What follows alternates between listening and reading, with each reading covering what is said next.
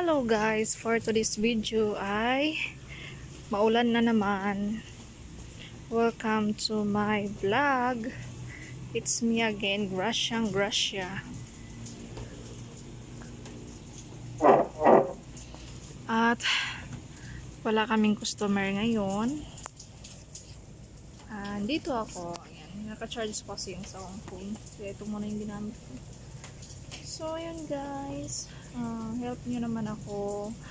Na-marriage ko na yung 4,000 hours. Ang tagal-tagal pa.